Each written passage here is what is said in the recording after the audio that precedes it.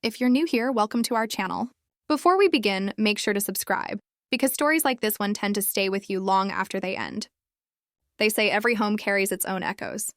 Some echoes are laughter, while others are memories that never truly fade. It had been years since the house felt alive.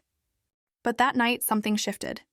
Jeremy came home late, his shoulders heavy, eyes weary, as if the world had been unkind to him.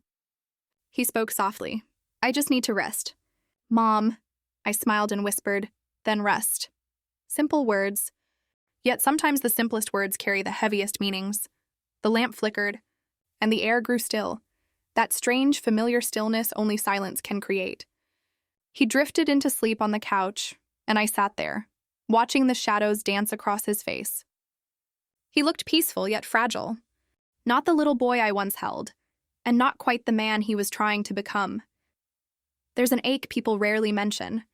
The ache of watching time move forward without you. When your child becomes an adult, but your heart still clings to the laughter that once filled the room. That night, I understood something. Love doesn't always fade. Sometimes it just changes shape. It grows quieter, heavier, deeper. The next morning arrived with light far too bright to ignore. Jeremy smiled and asked, "Did you sleep, Mom?" I lied and said yes.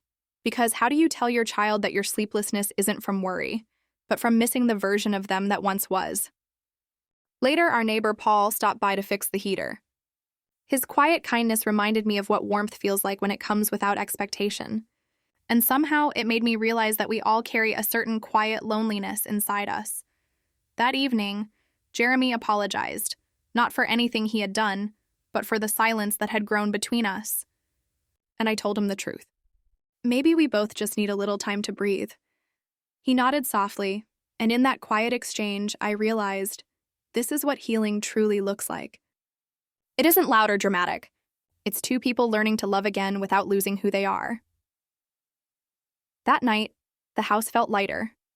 Maybe because for the first time in years, we stopped running from the silence.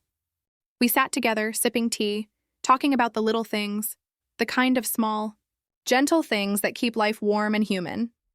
If you've ever loved someone so deeply that even time felt delicate, then you'll understand this story. Because sometimes love isn't about holding on. It's about learning to let go, gently. And if stories like this one touch your heart, don't forget to subscribe.